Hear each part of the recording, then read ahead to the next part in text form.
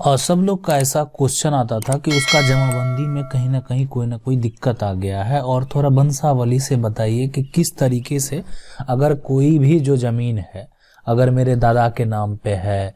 और अभी तक बहुत लोगों का ऐसा क्वेश्चन आ रहा था, कमेंट आ रहा था कि बहुत लोगों के दादाजी के नाम पे ही ज़मीन है और अभी तक हम उसी का जो है रसीद कटाते हुए आ रहे हैं। आप बात को समझें।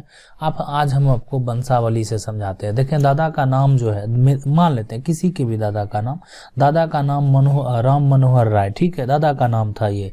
अब दादा का जमाबंदी संख्या 115 है और उसमें ये सब खसरा है, ठीक है, दादा का है। दादा को 2 बेटा था, कौन? सोहन राय और रोहन राय, 2 बेटा है। एक पिता का नाम मान लेते हैं हो गया, और ये चाचा का नाम हो गया। बात आई समझ में? सोहन राय क्या हो गया? पिता का, और चाचा का नाम हो गया क्या? रोहन राय। 2 बेटा था उसको। अब दोनों बेटा का भी 2 बेटा हो गया। ये जो पिता है ना, उनको मनीष राय और चंचन राय 2 बेटा हो गया। नहीं, और रोहन राय जो दूसरा है चाचा, उसमें भी 3 उसको बेटा हो गया। सुंदर राय हो गया, सुदर्शन राय हो गया और धूमल राय हो गया। 3 बेटा उसको हो गया, ठीक है। अब है जो जमाबंदी है वो दादा के नाम पे है। अब देखें, अगर दादा जी के नाम पे जमाबंदी है तो अब इस सोहन राय जाके जमीन बेच सकता है। जैसे 1520 एक खसरा है, दादाजी के जमाबंदी में है, ठीक है। अब ये तो उसका बेटे है तो क्यों नहीं बेच सकता है? तो ये जमीन ये भी बेच सकता है और ये भी बेच सकता है। बात आई समझ में कि नहीं? तो कहे तो साथे में है। अब मान लेते हैं कि ठीक है, दादाजी का देहांत हो गया, दादाजी अब नहीं रहे, ठीक है, तो फिर भी ये जमीन जो है ना, ये जाके सोहन राय काहे नहीं बेच सकता? बिल्कुल बेच सकता है। तो ये बिल्कुल बेच सकता है, लेकिन इसमें इसका भी तो हिस्सा है। तो बहुत लोग क्या करता है, इससे सपोर्ट करवा लेता है, ठीक है, ताकि कोई दिक्कत नहीं हो। बाद में ही नहीं कि बेचने के बाद रोहन राय कहेगा नहीं मेरा हिस्सा भी था उसमें, इसलिए इससे अगर सपोर्ट करवा लिया तो एग्जैक्ट हो गया, कहीं कोई दिक्कत नहीं है। अब देखें, मनीष राय बोला कि नहीं, मान लेते हैं कि दादाजी के नाम पे जमीन है। अब सोहन राय और रोहन राय सब अपना अलग अलग है, अपना अपना अलग रखे हुए, लेकिन जो जमाबंदी है वो दादा वाला ही चल रहा है, ठीक है।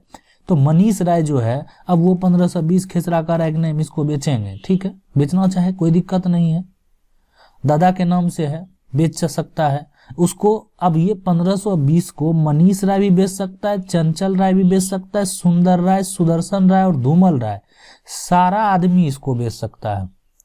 यही बात तो आपको हम समझा रहे थे।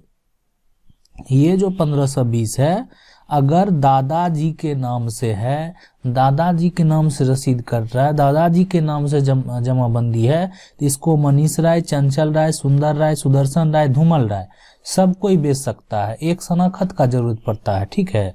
तो अब जो है, जैसे इसको जो है बेचने के लिए गवाह चाहिए, एक सपोर्टर चाहिए, तो इसको बेचने के लिए मनीष राय मान लेते हैं, अगर हो सकता है भाई को सपोर्टर बना लिया तो बेच सकता है। सुंदर राय बेचने के लिए जाएगा तो भी बेच सकता है, सुदर्शन राय भी बेच सकता है, धूमल राय भी बेच सकता है। तो ये जो हम आपको समझा रहे थे ना, ये था दादा के नाम पे, ठीक है। अब आगे देखते हैं इसमें। अब आगे देखें ये जो है, ये दादाजी का नाम है और दादाजी का जमाबंदी 115 था, उसमें सारा था, ये सारा जितना आप हिस्सा देख रहे हैं ना। अब जो है पिताजी और उनका जो चाचा है, दोनों जमाबंदी अलग अलग करवा लिया। एक का 107 हो गया, दूसरे का 108 हो गया। कोई दिक्कत है क्या? अब जो 1520 ये जो खसरा है ना, अब इसको 2 ही आदमी बेच सकता है, एक तो मनीष राय, दूसरा चंचल राय, इसलिए किसका पिता का जमीन है, काहे नहीं बेचेगा। लेकिन इस 1520 को अब अगर चाहेगा सुंदर राय बेचने के लिए और ये जाएगा बेचने के लिए, तो देखेगा ये 1520 जो जमाबंदी है ये तो सोहन राय के नाम से है और सुंदर राय का पिता तो रोहन राय है, तो ये तो इसका जमीन ही नहीं है। तो यही फायदा है जमाबंदी अलग कराने का। अब जो लोग नहीं करवाते हैं वही उन्हीं के घर में तो झगड़ा पैदा होता है। तो अगर आप बैंक अकाउंट अलग रखते हैं, घर में नहीं रखते हैं, पैसा अलग रखते हैं कि नहीं रखते हैं, अलग रखिए, प्रेम रखिए, कोई दिक्कत नहीं है। लेकिन अगर आप इसको नहीं करवा रहे हैं तो वही तो आगे चल के धीरे धीरे जनरेशन बढ़ता है और झगड़ा कोई ना कोई एक, सबका दिमाग तो एक जैसा होता नहीं है, परिवार में हर का दिमाग अलग अलग होता है। तो कोई एक ऐसा जो है बद दिमाग वाला मिल जाएगा, दूसरे के बात से चलना शुरू कर देगा, तो भाई भाई में ही झगड़ा हो जाता है। तो यही तो हर घर का झगड़ा का कारण है। तो बात को समझना है किस तरीके से। तो अगर यानी जो पिताजी का जमाबंदी था, अब ये भी चाहेगा अपना अलग अलग करवाना तो करवा सकता है, क्यों नहीं करवा सकता है। तो अगर ये करवा लेगा तो इसका भी जमाबंदी अलग हो गया, इसका भी अलग हो गया, तो ना ये इसका बेच सकता ना ये इसका बेच सकता। यही तो फायदा है। जमाबंदी एक अकाउंट खुल गया आपको, कहाँ पे? तो बिहार सरकार में, और आपका राइट बन गया। तो यही तो फायदा है जमाबंदी का, ठीक है।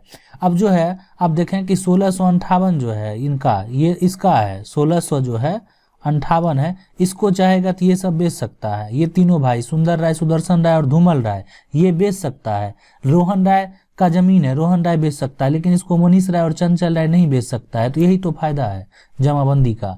तो जमाबंदी एक तरह का खाता हो गया जो कि आपका बिहार सरकार का जो राजस्व विभाग है उसमें जाके खुल जाता है, ठीक है, जहां पे वो ना मतलब आपका एक राइट बना दिया जाता है कि इस जमाबंदी का राइट जो है किसके पास है। अब 107 का राइट किसके पास है, सोहन राय का पास।